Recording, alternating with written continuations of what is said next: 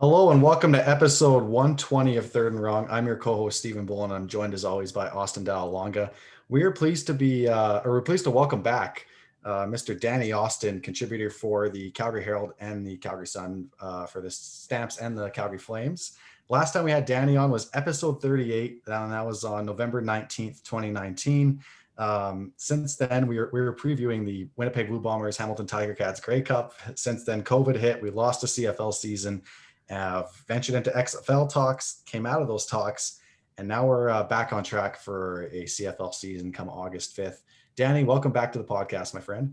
Thank you. I really hope nobody goes back and actually listens to that podcast because I'm pretty sure I really emphatically chose the Ticats to win. I think we all did. Yeah. Really. Didn't even think it was going to be a competition. Kind of embarrassing. Yeah. I got that one, but no one asked me for my predictions. That's what makes that's what makes the lost 2020 season so rough, is that we all ended the 2019 season on a bad take. And we've had that's true. I mean, I don't know. There's many things that make losing the entire 2020 season, particularly people now ask me for predictions, and I'm like, guys, nobody knows. Good luck making predictions. Beyond Hamilton should again be pretty good. Anyone who says that they know what's going to happen in the West, you just don't. It's impossible right now because we don't know who's coming back, in perfect shape, out of shape. We don't know what injuries are still there. We don't know what guys might have been fighting through injuries and are now back at 100% in a way that they wouldn't have been without a year off. It's kind of an interesting year, but it's so unpredictable. Absolutely. So Danny, I want to dive into this right away. So, it was, on your Twitter account, pretty vocal against the whole XFL thing. We tried to be pretty in the middle with it. I was like, okay, we're open to see what this is all about. But I mean, I certainly wasn't pounding the table for a merger. I don't believe Austyn or Zach on this podcast were either. So kind of take us through your reaction to, when the initial announcement was made, I believe back in March, that the XFL and the CFL had entered talks. What kind of transpired with, different media outlets and some of the reporting they were doing, and then kind of what your reaction has been since those talks have been halted? Yeah, so I mean, I do want to include some of the nuance here because I was never necessarily opposed to an XFL merger if there was an existential financial crisis for the CFL and that was the only way out. I honestly wasn't convinced that was happening. I was hearing from some of my sources that wasn't entirely the case, but I thought look, if a merger that we lose the Canadianness of the CFL just because there's an opportunity for more profit, that's not good enough for me. If they need to do it to survive, then okay. I mean, of course, none of us, we all want football in Canada, so we'd be crazy not to. Where I became pretty vocal was I felt like there were certain media people, and there's room for interpretation in this, and I'm not going to say I'm a perfect reporter or a perfect person, so I don't want to name names, but I did feel like there was sort of a narrative being pushed without evidence that existential crisis was happening. And I felt, as a reporter, you want to be right. You want to be ahead of the game. You want people to say, that guy got it, that guy was. And I do think that there were some reporters, and I'm not going to assign motivation, who they thought this merger was happening and they wanted to get ahead on it. So I felt, based on what I was hearing, a bit of an obligation to push back against some prominent people who have, big platforms. And I for that first month after the merger, I really felt I was just seeing CFL fans who didn't want the merger feeling more and more defeated because the narrative was all about we're on the verge of collapse, and no one was showing us evidence that they were on the verge of collapse. I hate to say it, we're sitting here a couple months later. I think I was right. They decided that the merger wasn't worth it. They weren't that close to the verge of collapse. So it's tough because, you want to argue with facts and figures in any situation, especially as a reporter. I felt like there was a lot of incomplete information, and I felt like there was a narrative being pushed by people who I don't know what their agenda. I'm not even accusing them of having an agenda. Honestly, they probably did believe what they said. But then you also there was no other CFL news, so it just dominated the narrative. And finally, some other reporters kind of came in and ended up being a little bit more 50-50, and I quieted down. But I didn't love the narrative that was out there about the CFL, and I did think that it was very much being pushed out of Toronto. And without going too into details, I do think the Argos are owned by Maple Leaf Sports and Entertainment, and that is ultimately largely Bell and Rogers. I was a little concerned. I was saying, hey, well, if TSN wants this, that means Bell wants, or sorry, if the Argos want it, that means Bell wants it. And if Bell wants it, it's not like, well, that means probably the broadcast partner, which is TSN, also owned by Bell, they want it. So that's where I was being like, well, wait a minute, if it's not the Argos pushing this, but I have no evidence that's true. So I can't say that, but like, that's what I was worried about. And I was trying to sort it out, but ultimately it didn't happen. And yeah, I mean, I've gloated a little bit. Like, I'm going to be honest with you. Like, every once in a while, there's people like, oh man, don't be an asshole on Twitter. And I was like, well, sometimes I am a bit of an asshole.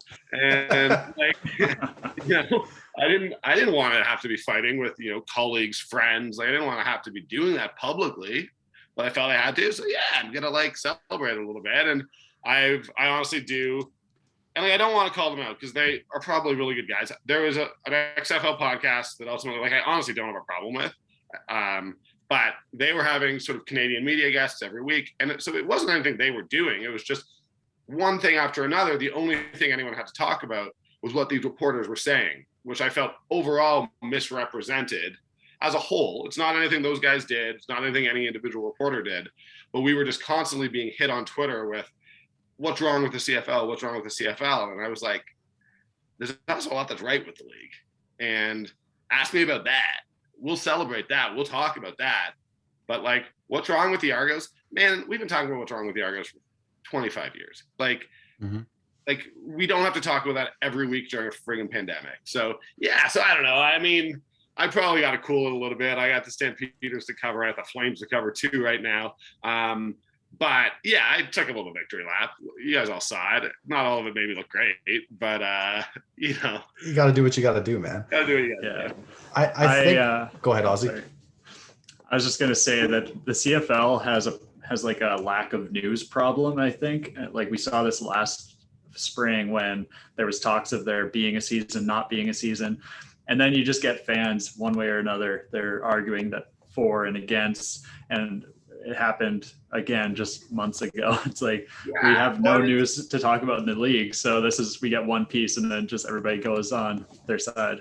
And it's so easy to get mad at like I don't really call out Rod Peterson. I disagree with a lot of what Rod says, but his job is to talk for hours every day about the CFL. Sometimes he's going to say things you disagree with, but at least he's doing it. Like at least he's talking about it. At least he's giving people some content. And like, it is hard. We do need, it's a big problem with the league. Like we just don't have as many reporters covering it. So we do need exactly what you're saying. And when you have these voids and it just becomes the same thing again and again and again and again, then yeah, sometimes there needs to be some pushback. And like, I'm sure it's hurt my career. Like I'm fighting with like one of the only potential future employers that I have. But yeah, I mean, like it's one of those things where I honestly don't think anyone, and like people attack Naylor. I don't actually have a problem with what Naylor reported. I think what Naylor reported was then taken and spun a certain way and picked over and discussed. But like, I don't think he did anything wrong. I don't think Farhan did anything wrong. They're sort of the guys who I've most publicly like debated with. But I respect both of those guys, and I think they respect me. And like part of the reason why we're willing to debate with one another is because of that respect. But it's just, when there's so little information, every bit of information gets dissected and broken down. And often during this pandemic for months, right? Like for months at a time, this stuff gets broken down. And then I at one point tweeted, I got information that the presidents of the teams were actually involved in these XFL talks finally. And I tweeted that out. I'm like, Bob Irving, like criticized me, like Bob and I are, so it's like, it's tough. And like, I'm not criticizing Bob for that. I'm just saying like, that's how some of this stuff works. And we're all protective over it. And like, ultimately I will say, and like my facts and figures thing, like, I don't think it's wrong when you're having a debate about something like the XFL murder to like come and be like, no, talk with emotion and talk honestly and talk about what like matters and you don't always need to be about those numbers. And like anyone who doesn't understand that, like the inherent weird Canadianness, like we live in this weird little country. It's way too far north. It's freezing all the time. Like we all drink maple syrup. Like we're weird people, and the weirdness and the Canadianness of the league is inherently what makes it special. So no matter what, a merger you're losing at, no matter what. So it's okay to be opposed with it about it just on those grounds alone. Plus, let's be perfectly honest, we have no evidence whatsoever that the CFL is in trouble or that the XFL, which has failed twice, is actually a good investment. So all these people who are like, well, facts and figures, the business case, it's like you don't have the business case on either end. There was never a business case for this that we were actually presented. So there you go. That's the thing. I think the CFL books aren't as open as maybe other leagues are. And I think you talked about nuance at the beginning of this discussion. And I think this whole thing lacked nuance in the minute because it was such a bombshell. I remember being at work and just seeing that headline and I'm like, oh my God, right? And there was such like this black or white, like either the CFL merges with the XFL or it ceases to exist tomorrow. And it's like, well, like you said, we didn't see any evidence of that. All people saw was like struggling attendance in the 3 biggest markets. But I mean, also, we don't know. That's a lie too. When Montreal's winning, attendance is just fine. Yeah. Like literally, like I have this theory that if you actually go back, Toronto, Montreal, and Vancouver all struggled normally when they're bad. Toronto struggles regardless, but like they've just been bad at the same time. For the first time in 30 years, all of those teams are bad. They're not having big playoff games. Like that's been part of the problem, is that those problems are really pronounced because the on-field product isn't very good. Montreal, I was there, man. Like they had an amazing game against Winnipeg, and then Calgary went to Montreal in 2019, which is always a fun game. I love it, but like Montreal's been bad for a while. They'd also had like a pregame fight when they played in Calgary, so there was real hype. Nowhere, not Saskatchewan, not Winnipeg, not Labor Day Classic, nowhere was a more like vibrant atmosphere than Montreal that day. Like Nice. It was all young people. Right. It was like as it got dark, they were all holding up their phones. It was so cool. Like, and it was almost packed. And like it was like I won't hear Montreal is fine as long as the team's winning. So, and I don't buy it. Vancouver's probably a problem. Toronto is a problem. But like my other thing is like MLSE, you bought the Argos like 4 years ago? Yeah. Like them having attendance problems is not news to you. You invested in a team that was struggling. Like this is exactly what you signed up for.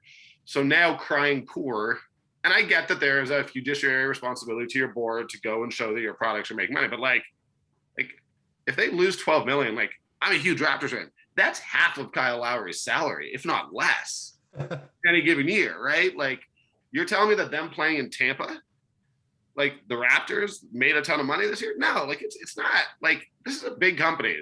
It's pocket change for them. So yeah, there are problems with the CFL, but like the notion throughout this entire pandemic that the CFL was the only business struggling, or that there aren't other ways to get out of those financial struggles, that may take real leadership, but like other than inherently changing the league and partnering with The Rock, which like honestly, it's sort of stated how popular The Rock is. Like since what? Fast 5? He was like, we liked Fast 5, 6, and 7. Like, did a lot of people go see Skyscraper? Like, No.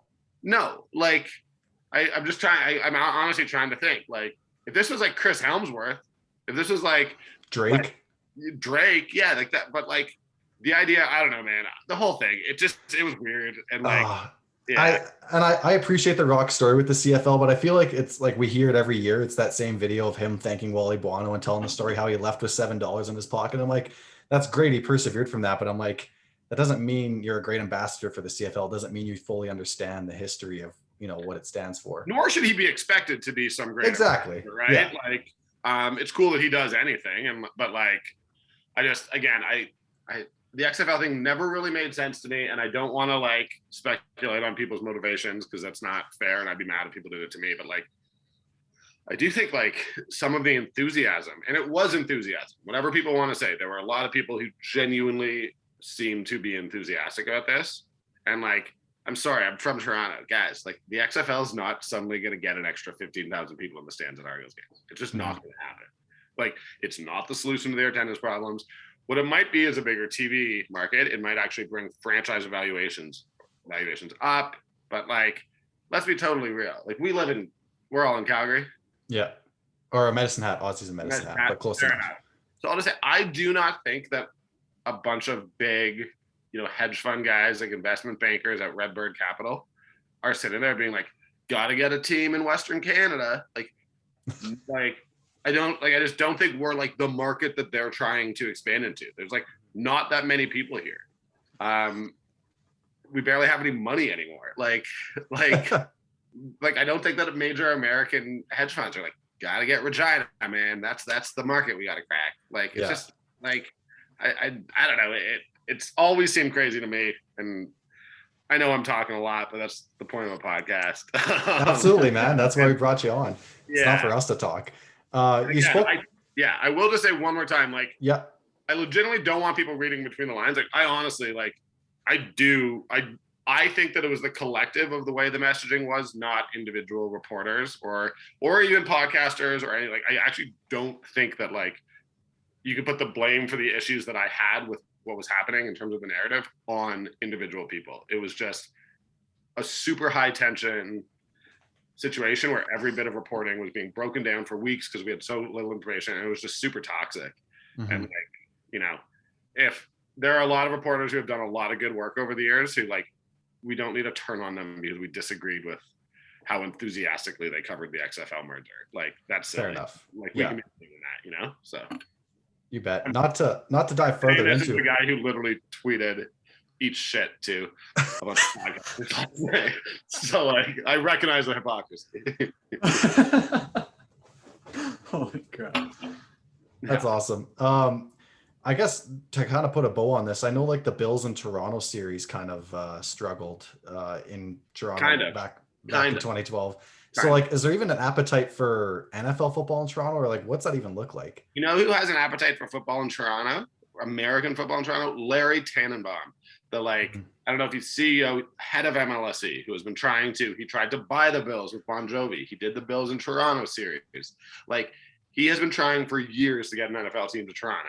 So I do think that, like, it's hard not to sort of look at him and cast aspersions a little bit about all this. But no, I don't think there's a huge appetite. I will say that, like, right now, if you look at what area of the country is producing, you know, NFL, NCAA, it's sort of the Toronto suburbs. I mean, Brampton in particular is producing some. So there is a football culture. I just don't think it's downtown. And, like, I mean, I was born and raised in a community called Leaside, which is right outside of downtown.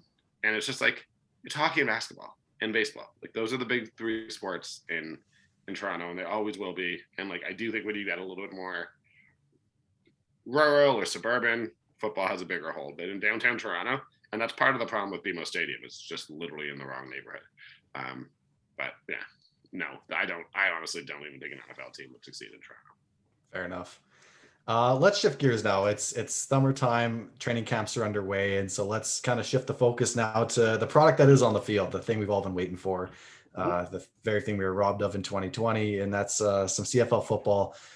A lot has been made of Bo Levi Mitchell's health and kind of his new supporting cast. You know, based on your conversations around the organization, are they confident Bo can carry this franchise? Obviously, he's never been carried by his talent. Like, I'm a Riders fan, and I can fully admit Bo is on the path to potentially putting himself in the greatest of all time conversation. I think he's fully capable of carrying a team, but coming off that shoulder injury in 2019, like, is there still that confidence there in the Calgary kind of culture? Yeah. So there's a couple different questions. The shoulder's completely good. Like, that's not an issue. He is healed.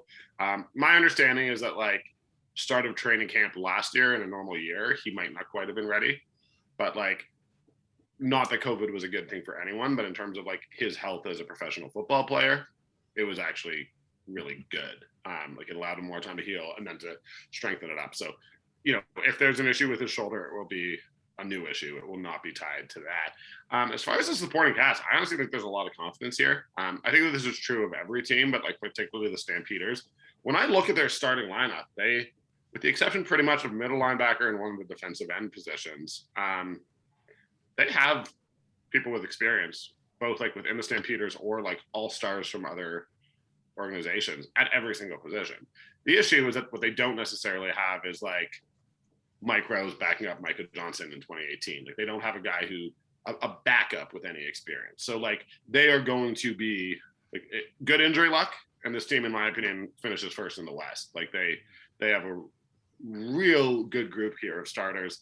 Like, good luck throwing on this team. Those DBs are so good. But, like, the receivers, you kind of look and you're like, all right, well, you lost. That's the big one, right? Like, you lost Reggie Begelton.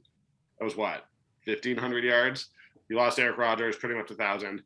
Breskison, who, you know, missed most of last season, was still a good receiver. Like, you lost some real talent there. Well, Arjun Mayala was amazing in the back half of last year. Like really for a first-year Canadian, was just outstanding.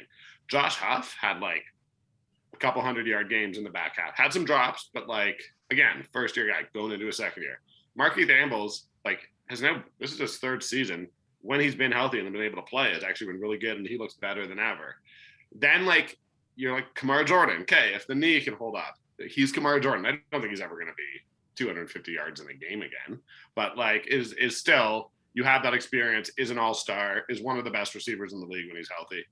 And then you kind of have a fifth spot where you have Richardson Danny, Colton Hunchak. They got a new guy, Luther, whose last name I'm going to mangle, so I'm not going to say it. Like there's he has a good group. And then you look at the O-line. I apologize for just like literally naming players, but like no, go for it.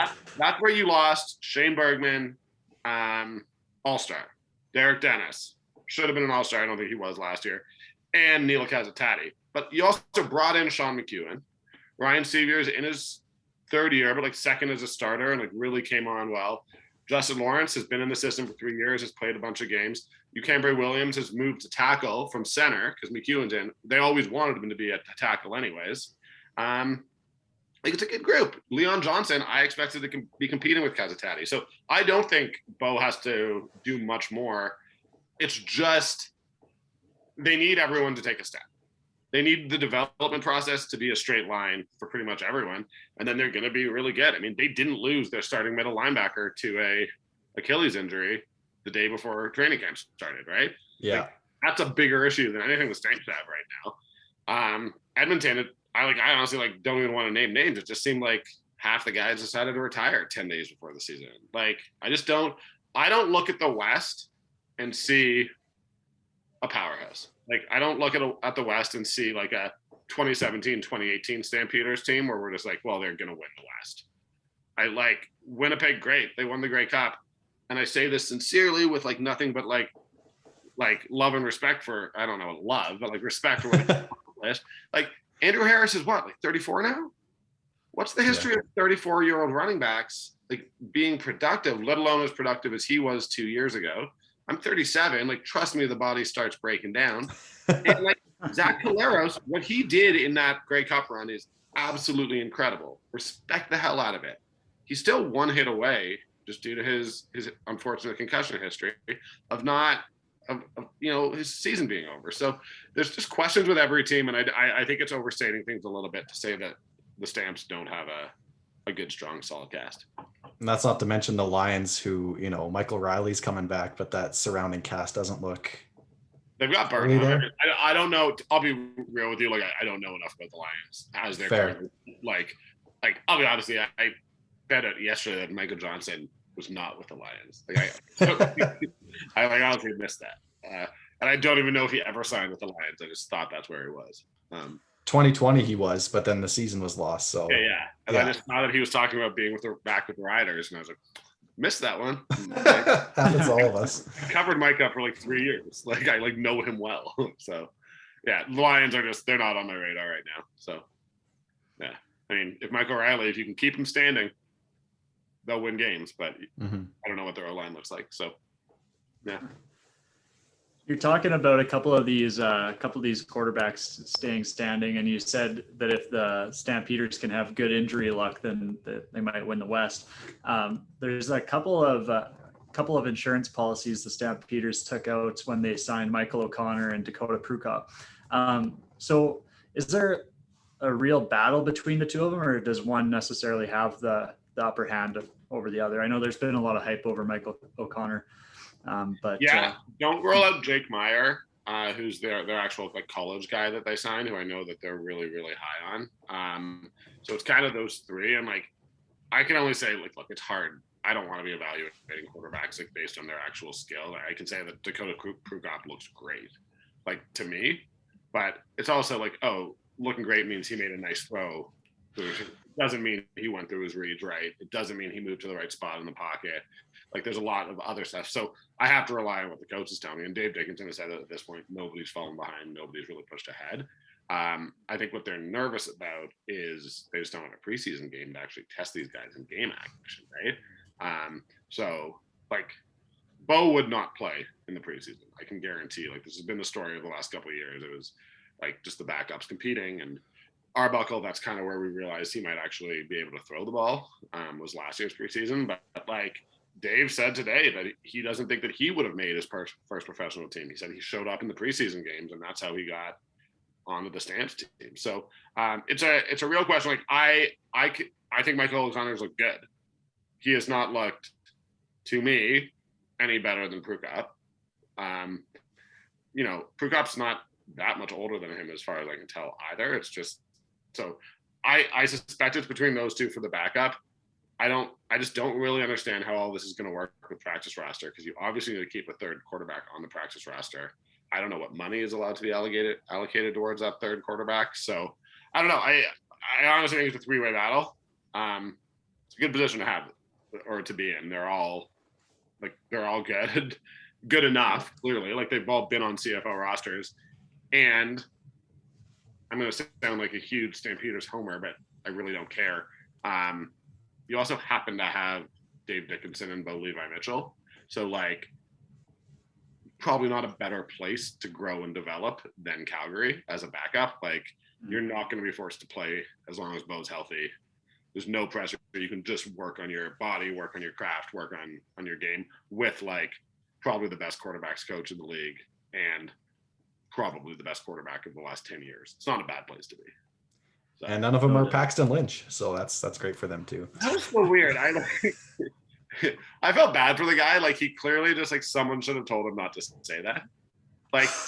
Like he is not the first guy who's come to the CFL and been like gonna put in the work and get my NFL shot. Like that's not even a bad thing. Like none of us should be mad at a player for feeling that way. Just don't say it. Yeah. Like just don't say it. Like that just seems like something where it's like your agent or like your media manager at the team, whatever. Someone should just be like, hey man, there's a couple things we don't say on our first meeting. This is one of them. Rod Peterson is going to eat you alive for this. Yeah. Yeah. He's going to familiarize himself with Rod Peterson real quick. Yeah. But like, I honestly did feel bad for the guy because like the reality is there's not a single American player in the entire league who comes up and isn't going to go to the NFL if the opportunity arises. Like you'd be crazy not to. And the funny thing is when they actually do it, when we're talking about a Reggie Begelton or an Alex Singleton, I mean, Calgary's had so many, we're all thrilled for them to get the opportunity. We all applaud it. It's like, don't say it. Just don't say it. Like Alex never once said that he wanted to go to the NFL while he was here. He did the whole time. Of course he did. But yeah, that was wild. It's weird to me that people sometimes make those mistakes. That's what I was saying. Fair enough. But I don't think it makes him a bad person. Oh, for sure. Yeah. And yeah, that, I don't know. Just too funny. It's just like coming from having covered hockey where everyone is so media trained to never say anything like, not just not say anything wrong, just not say anything interesting enough that it gives people like get pucks deep and yeah. And it's such a joy covering the CFL again because like the guys are great and like they're like willing to talk and like joke around. Like hockey players often treat you like they hate you for trying to do your job. And like with football, like they ask me what the scores in the Euro game are. Like it's just it's so much more fun. But it's like a little bit of media training. You do need don't insult the league that you're coming to play in. There you go. That's your side hustle, Danny. You found it on this pod is some media training expertise for these up and comers from the NFL. These first round busts. Yeah, seriously. I mean, if they want to pay me, I'm happy to do that job. It's just like, hey, just don't say anything stupid. That would be my entire advice. Here's a list of examples of when we've roasted people for saying stuff. Just study this overnight and we'll do a test tomorrow. You're pretty much allowed. Well, you're not really allowed to do anything you want now because these COVID protocols are insane. They're insane for media. They're insane for players. And I want to be clear, I'm like double vaccinated and everything. Like I still wear masks a lot of the time, even though I don't have to. Like I'm not an anti-COVID, but like when like we have to watch practice from the press box, but they're going to allow 35,000 people in the stands, and we're not allowed to watch practice from the stands. What's going on? Nothing's changing from now to August 6th either. So yeah, like what? Well, except that the Riders announced today that they're allowing fans in the stands for practices. So yeah, so that is a change. like that part of that may actually be staffing, where like it's always been allowed, but like the Riders would presumably have more people on the payroll than honestly any other team. So maybe they can like have the proper security and they're willing to pay for it. Whereas other teams just don't have it in the budget. And that's, to be clear, like when I say that speculation, like I don't know what the hell I'm talking about here. I'm just like, I don't have any evidence to suggest that's true. But yeah, there's so small things have changed. I don't know. I've been told for 6 weeks that nothing is going to change in terms of any of the protocols. So, and like, it's worth noting that like most of these like young players during training camp who were like feeling bad for, like they're there at 5 a.m. Like it's not like they are going out to bars and restaurants during training camp anyways. Like they're going to bed at 8 o'clock, but it still sucks. You want them to get up here and love it. And I think it's probably pretty hard to love being a CFL rookie right now. Yeah, no doubt. It's a whole new atmosphere. And you had said there's nothing really new in terms of change, but can you just give our listeners kind of an idea as to what you know as far as restrictions on fans in the stands? The Stampeders and Elks, I really wish it was just Elk. I know that everyone got tired of the plural thing, but Edmonton Elk sounds better than Edmonton Elks. I don't care about the grammar. But like they're both operating under the assumption that it's full capacity. Like in Alberta right now, like we do not, like by all accounts, we don't have any COVID restrictions. I don't really understand what that means. Because it does seem like we have some, but like, yeah, like they're having Stampede. Like I see the fireworks every night. Like it's all a go. So yeah, I would expect Stampeders can only draw about 28,000 fans a game. That's what I'd expect on August 7th. Beauty. I'm looking forward to when the amateur agency gets our passes from Danny Austyn for some sideline access. Media passes. I have so much power with it. If I had that much power, I probably wouldn't be fighting with XFL podcasts on Twitter. Oh man. All right, maybe next year, maybe the third visit will be the time to get that. So there's been a lot of we're kind of talking, you mentioned earlier about the like giving expectations or giving predictions is just such a wild card as of right now. And so there's been quite the mixed bag of expectations coming from analysts and fans for the Stampeders. So could you maybe delve into what their line of thinking might be? Like why would the expectations be such a mixed bag for a team that's historically always great? I mean, I think it's because of the players that they lost. Like, I actually don't think it's a reflection. Like, I don't think most people are spending the amount of time that I do, because it's my job, like going in and checking how many games played Marquis Thambles has, you know what I mean? But like, I do think like when I brought up the receivers, like you look at Eric Rogers, Reggie Beckfieldson, like those are two, like legitimately like two of the best receivers in the league. You look at like, I mean, just the Stampeders just like at linebacker, they just lose linebackers to the NFL every year. Like there are a lot of departures.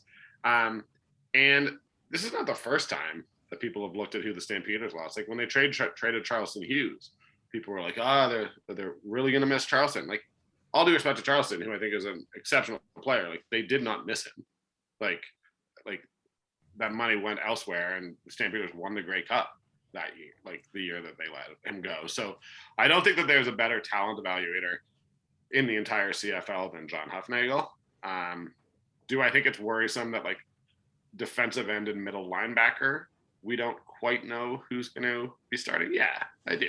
Like those are two pretty important positions. But like Jameer Thurman, who was the weak side linebacker next to Singleton in 2017, 2018, was like undeniably the best weak side linebacker in the league.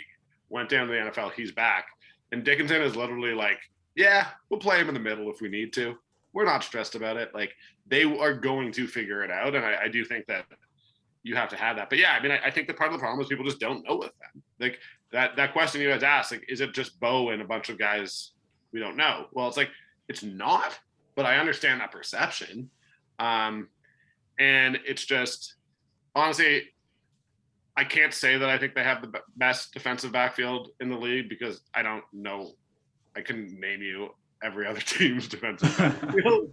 But like, man, it's a talented group. Like it's really, really good. Like bringing in Richard Leonard, like Deshaun Amos, who I just don't think people realize. Like people don't really know him outside of Calgary unless you're paying attention. Like that guy had I think is one of the best athletes I've ever seen. He's just so smart, so good. Like Raheem Wilson, who I voted for most outstanding rookie, is back at corner. Like, yeah, they lost Trey Roberson.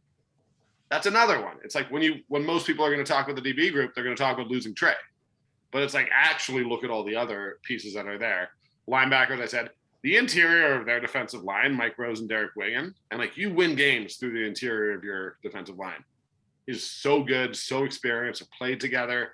Like they're good. The O-line, there are questions, but there are going to be questions on every offensive line other than possibly Winnipeg this year. But to be honest, I'm only saying that because someone from Winnipeg yelled at me on Twitter about how great their offensive line was. I'm focused on the Stampeders. So, yeah, I think that like in general, the reality is they lost, particularly in that receiving group, a lot of yards. They had the worst run game in the league in 2019. So they need that to be better. Kadeem Carey was probably their best running back when he played and he got hurt. He needs to stay on the field. There's just all of it, as I said, all of it has to go right. If it goes right for this team, man, see you at Grey Cup. Like honestly, I do believe that. But it never always goes right. And football is about adapting, and that's where it's about developing these guys up. And without preseason games, I'd be lying to you if I said I had a clue who was going to be their backup running back. Like, oh, hey, look at Rock Thomas. I don't know. Like nobody knows. we haven't seen them in preseason games, and none of us are football coaches. And I know that what people want are definitive answers. But yeah, I think the potential's there. But it's about second and third year guys becoming the stars, and everyone has to start somewhere. So I think that's kind of the line on the stances here. Well, first of all, I'm really glad that you're kind of on that fence of if it goes right for the Stamps, see it Grey Cup, because I'm pounding the drum that if it goes right for the Alouettes, see it Grey Cup. It's gonna go. I don't right. question that. The Owls are just, they're an interesting team, and like I don't know enough. Like they did have some weird losses, like just the personnel losses because of their sort of financial situation there. But like, man, like there's more than any other sport. Like I'm sure like hockey in the 70s, you hear about like the Flyers and stuff. Like that Alouettes team in 2019, like I know that they only actually fought the Stampeders, but like every time I'd watch them, it's just like they had that attitude of like, we're going to beat you on the field, and then like we're literally going to like come to your bus and knock it over before you can leave Montreal, and so you guys all have to fight us again. Like they were so tough, and I love that. Oh, man. So yeah. I don't. I guess. We would have interviewed you after the that massive comeback late in the game the Alouettes had in Calgary, but that was our first amateur agency tailgate party, and that was just that was a good way to get our name out there for no kidding, for having a good time, because that was just an incredible comeback. I'm not going to name names here, but I've talked to a number of people, because in that game there were 3 Stampeders borderline touchdowns that one of them, Jawan Breskison, like literally was down and the ball was stripped, and like there's just no way it wasn't a touchdown. But like one of the other ones, like Eric Rogers tried to drag his foot through the back of the end zone and they couldn't tell if it was down. And I talked to Eric the next day, and he was like, honestly, man, like I don't know if my foot was down. So like, but like if the Stamps win that game, they finish first in the West. Like let's just say, like hypothetically, so if one of those calls goes their way, at which point they're not playing Winnipeg in -35 weather in the West semifinal, they get a couple guys back. Like there's a lot of people who are literally like, had one of those calls gone the Stamps' way, they were probably going to the Grey Cup. Oh man. I don't actually believe that. That's just not the way football works, because guess what? There's a million things that happen during the season, and like if one of those other things goes the other way, then the Stamps lose that game. You know what I mean? Like I'm not trying to make that claim. Fair. But yeah, that was a crazy game. Fights. Yeah. That was amazing. That was incredible. So you've got your feet on the ground at training camp and everything. Are there any other like standouts or any updates that you've got that you're kind of like, this needs to be said, or this person's gonna show out just So, based like, on what you're seeing? this is a little bit like, I will say that prior to 2019, like the CFL sent out like a media survey, and like I had my breakout player as Reggie Bagleton, because like we all knew with Reggie, he just hadn't been able to stay on the field. And I was like very confident, and then it was like 9 of 10 reporters all picked Reggie Bagleton, so it like wasn't a very good pick, because it was but like Hergy Mayala is the one. Like he honestly, like that's the one to watch from this Stampeders group. He looks so good, so confident.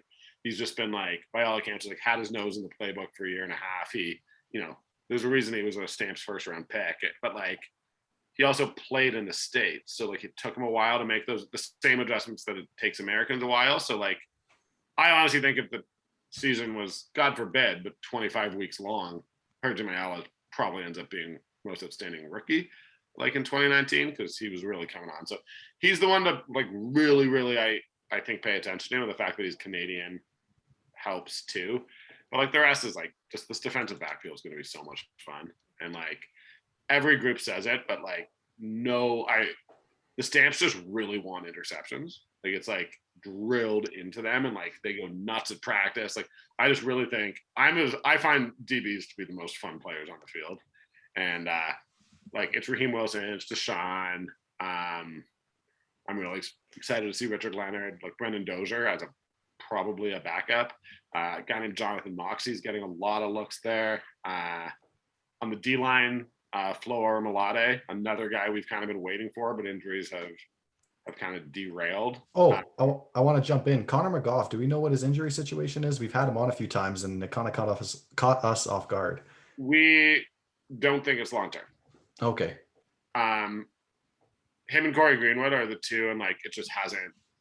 They have not been willing to disclose that, which is fair enough. I mean, it is. I sort of think that stuff should always be disclosed, especially in a league. And I'm not a gambler, so like I'm not going to talk about single game betting, because like I actually like really don't gamble.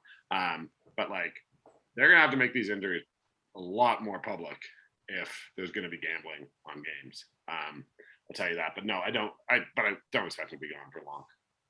Cool. Yeah. Rolling with the prediction train. I know you said it's super hard to make predictions this year, but I mean, we're all the time, and then I just do them anyways. So yeah, we're a hot take podcast. Just throw some numbers out there. Yeah. Other teams are looking around, like, we can kind of narrow it down to what your Grey Cup prediction would be, like between the two teams and who you have coming out of the winner. But I also just really, really quickly want to pick your brain on your expectations for Ryan Dinwiddie and the Argos, sorry. And kind of how he's going to take over that program. That's kind of a two birds with one stone. I honestly think the Argos are going to be really good. I think like people are so focused on the fact that like they're going to have to make cuts at training camp, and like, yeah, like welcome to the CFL, guys. Like, like welcome to football. Like they're not going to be able to pay all these guys, and they're going to make decisions based on that to work under the cap. Like that's not a big deal. And everyone is so focused on like this, that, like I think Nick Arbuckle's, and correct me if I'm wrong, I think he's making $350 a year. Like, so we're going to not go with the reduced salaries because I don't actually know how much the cuts were, but like Bo makes $650. So that's $300,000 extra dollars you have to play with. That's like, let's say you're tossing $30,000 more at a defensive end. You can get 10 of those with $300,000. Like, like it's, you take the base salary that a team like the Stamps and Riders are, and then you overpay a couple players because you have that money from the quarterback. So I have no question Nick is going to succeed. I think with Nick, like there are things that just I've been told, like it's very much about the way he moves in the pocket. Everyone knows he can make the passes. Now that's sort of the next step in his development. And that's one of the things that he got sacked a lot in Calgary. And like I at one point had someone explain to me with the team, it was like I was blaming the O-line. And they were like, no, what Bo is better at than anyone in the league is like understanding where to go to make the throw, right? Like it's not just take 3 steps back. He moves so that the O-line collapses in a specific way he moves to where he's free and makes the pass. And just Arbuckle hadn't developed that skill just yet. So that's the type of thing where, like, if Arbuckle gets there, like, he's going to be great. The receivers are legit. Their D is legit. I mean, their D is too legit. Like, they literally, like, they have too many linebackers. They don't really like, when they signed Dexter McCoyle, I was just like, wait a minute, you guys have, like, who do they have? They have Bear Woods, McCoyle. They have Cam Judge and Enoch Muamba. Yeah, like, that's too many linebackers. Oh, yeah, they got Muamba. Oh my God, no. That's actually too many, like, and like really good linebackers. So, like, if I'm the Riders, I guess that's kind of where I'm like, all right, well, we lost our starting middle linebacker, but like at least one good player is going to become available. But people, like, are so focused on how the Argos are going to fit all this in, and the answer is they're not. They're just going to, like, cut a couple expensive players and make it work under the cap. It's fine. So I think the Argos are going to be really good. The thing is, like, Hamilton should be great. Their D-line's incredible. They've got, like, a quarterback controversy that I really wish I got to cover, because it was like, they'd just hate me, but I'd love just hammering that every day. Yeah, like, Hamilton will be good. The East, I think there are 3 good teams in the East. And, like, I think it's the first time for a long time that we've been able to say that. Like, I don't know that we're getting a crossover. I don't even know if there is a crossover, to be honest. I don't know how the playoff structure works. People are going to listen to me and be like, this idiot, how is he a reporter? I think it's the same, right? They were talking about more teams making the playoffs, but I don't think that was ever confirmed. Yeah, no, they said that they were sticking with the current format, but they were, like, reserving the right to change that up. Oh, okay. And go with the extra 2. I think going with 8 teams making the playoffs is idiotic. It devalues the entire regular season. Yeah. So, but no, I like, the East is going to be fascinating because, like, again, Hamilton, I don't have questions about. Like, I think Hamilton should, in terms of regular season, finish first. Like, I'm not saying, like, playoffs, different bag, but, like, they should. But then, like, as I mentioned, I really liked that Montreal team last year. I just don't honestly know who's back and who's not. Like, I know a guy like Tommy Campbell's gone, but, like, so I'm fascinated by them. I think that they've got that toughness. I think the fans will be behind them, especially with, like, they're pretty sports crazy right now. And I think Toronto's good. And then, like, yeah, I think Ottawa's going to win 3 games. Poor Ottawa. Maybe. But then, like, you go out west, and as I said, there's, like, I sort of mentioned this earlier, there's questions with every team.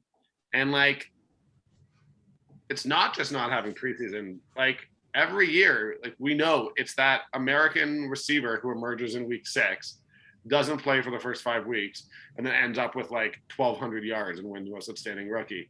Like, I do think with no preseason games, with this quick turnaround from, like, the season being ready, like, it's whichever. Honestly, I think coaching matters more than anything this year, and not just in terms of, like, play calling. I think it's coaching guys up, like, making sure that you're not installing too much too early, so that those young guys do have a chance. I think all of that. But I would probably, look, I'm talking to a Riders fan, so I want to do the trolling that I do whenever I go on Derek Taylor's show. Yeah. I want to see Cody Fajardo do it for a second season. I will say that. I think that, like, did he beat the Stamps last year? I don't think he did. No, because I went to the game in October of 2019 and they lost in Calgary here. Yeah. And then I think Stamps came to Saskatchewan back in early July of that year and killed them. And I think that was the only. That was, like, Fajardo's, like, second game, so I'm not going to do that. But, like, and then obviously lost the West Final. They must have won one of the Banjo Bowl games, I'm sure. Like, they would have had to in order to win the West. But, like, I don't know, win some big games. Show me that you can win some big games, and I'm there for it. I still, like, just have, like, resent Jordan Williams-Lambert, because there's no way he should have won most outstanding rookie over Trey Roberson. And that was, like, one of my earlier, like, Twitter crusades where I was just fighting with all of my colleagues and all of the players on Twitter. But no, I think the Riders, like, I am more confident in I like top 2 of Riders Calgary. But,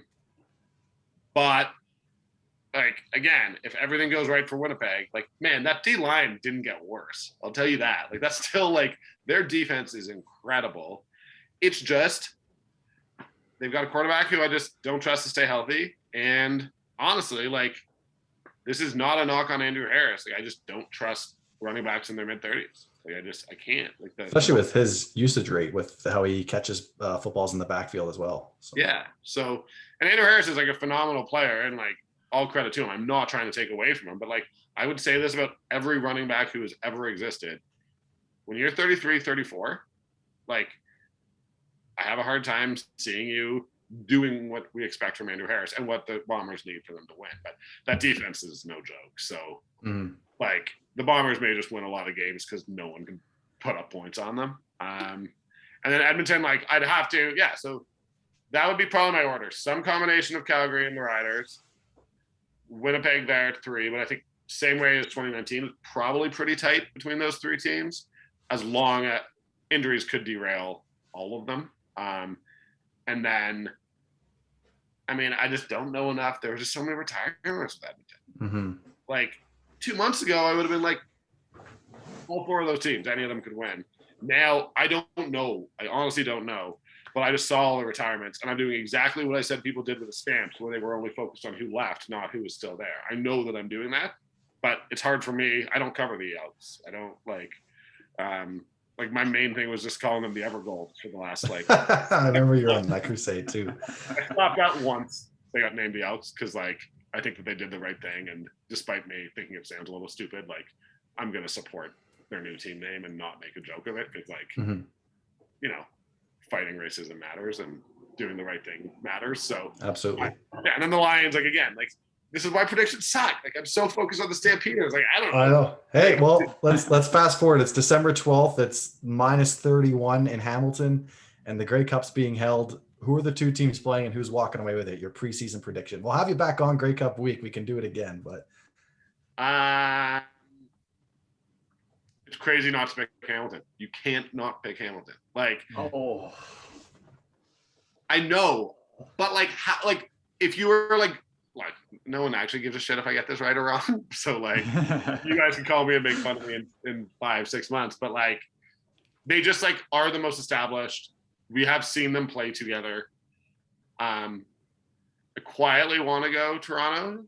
I quietly want to go Toronto, Calgary, because it just feels like every 4 years they end up playing in the Grey Cup. Yeah. But yeah, I honestly do think Hamilton, Calgary would be my bet, except that it's in Hamilton. So there's no way Hamilton's making it. Montreal, Calgary. Oh, wow. Okay. Oh, the 360 or the 180. There we go. I can't pick a team to play in a home Grey Cup because it never happens. So I'm not sorry, Hamilton. Sorry, like to Garrett Davis. Like, sorry, all of your amazing players. Oh God. Hamilton gets upset at home in the East Final by Vernon Adams and the boys. Yeah, there you go. Amazing. It's, I mean, the fact that I'm picking Montreal based purely on an intangible that like has no actual value doesn't make me feel great. Hey, but grit matters. That's a thing. That grit matters, and like, yeah, they'll fight them a bunch of times, and that'll just wear them down. I can't pick a home team making the Grey Cup. I just can't. Fair enough. Last most important question, Danny, and we appreciate you taking the time. We had you back on in November 2019. You said you were pro ketchup on KD. Is that still the case? I said it else. Like, didn't you have another buddy who was not on the podcast who I just called an idiot? Yeah, Zach. Yeah, Zach. I still think Zach's an idiot. Never met him. Don't know who he is. I'm sure he's a great guy and not an idiot at all. No, I legitimately like wouldn't eat. Like, if I had, the only thing that I had in the house was craft dinner and I was starving and I did not have ketchup, I just go out for dinner. Or I just there you go. Like, I will never eat the idea of craft dinner. And I'm not actually kidding here. The idea of it without ketchup, I think is gross. And I think like, if you like that, you're gross. So. That's why you're interviewee Hall of Fame there. Exactly. Now here's the upgraded version of that question. We just saw on Twitter. I have no idea if this is from a verified account or not. I didn't see it, but Kraft Dinner might be coming out with the macaroni and cheese ice cream. I saw that. Okay, you did see it. So, are we putting ketchup on the ice cream? Is first of all, I'm not eating the ice cream here. I have like, and I don't think this is as much a Calgary or like even a Western Canada thing. Like, there are all these in Toronto. Like, I was just home, like ice cream shops that have popped up and are just like for Instagram. Like it's clear. They're like really elaborate, all that. Like get that out of here. I don't really like chocolate ice cream, but like give me the basics when it comes to ice cream and make it well. I want like a salted caramel. That's how like fancy I get. But yeah, no, I would never do it. And like, dude, what are you asking? I'm not putting ketchup on my ice cream. Okay, well, get ready to hear this. Yeah, I just want to be very clear. Like, I'm never, if you put ketchup on my ice cream, we're going to fight. Yeah. And, yeah. Like, I have very, like, limited. All right. Well, I'm glad of that. Yeah, I've never had a bowl of breakfast cereal in my life. But, like, beyond that, I eat absolutely everything. And no, if you put ketchup on my ice cream, I'm not eating. Yeah, that's okay. So you said you're gonna fight Steve on Twitter. We've got a proof of him saying that is the equivalent of chocolate on a sundae. I was being facetious, so if I'm saying that right. Okay, it's not, to be clear. Yeah. Yeah. No, that's. I mean, yeah, I get why people would want. I don't eat ice cream very often, so I guess what I'm sort of saying is like, if I'm going to get ice cream, like I'm not getting Kraft Dinner ice cream. Fair. Danny, this was a lot of fun, man. Thank you for coming on. Where can everyone find you and your work on online? Yeah, Danny Austyn _9 on Twitter. Honestly, like my Instagram and stuff, that's all just like me posting selfies of myself. So it's basically just Twitter. Fair enough. Where I am, I'm trying to pick less fights, but yeah, you follow me. I'm a good follow. Follow Danny, get your popcorn ready. I've seen some nice clean debates on you and Farhan Malji have had some nice yeah, and like it's the biggest, again, with all the XFL stuff, and I know we got to go, but like it's the biggest thing is like, man, I see people giving Farhan and Naylor a hard time, and like I'm not saying that I agreed with like everything that like they wrote or said, but like you probably shouldn't agree with everything that people whose job it is to give opinions at times. Like they're really good reporters, and it's just like nobody does more for the CFL or cares more about the CFL than those two. So like when people get into my mentions and they're like, yeah, Naylor sucks. It's like, man, like those guys are not the enemy. Those guys are good dudes and great reporters. And like, yeah, I didn't agree with necessarily how they covered it, but like, that's okay. Like we don't need to cancel Dave Naylor. Like he's a great guy. We're not canceling Dave Naylor. He's wholesome. No, he's an awesome guy, and so is Farhan. And like I respect those guys, and that's like if I didn't respect them, I would just ignore them. Exactly. I'm sure they do with me a lot, but. Danny, we appreciate your time, my friend, and I'm sure this won't be our last interaction as we continue to follow your work on the Stamps. It's greatly appreciated, and we'll definitely chat throughout the season. You bet. Thanks, guys.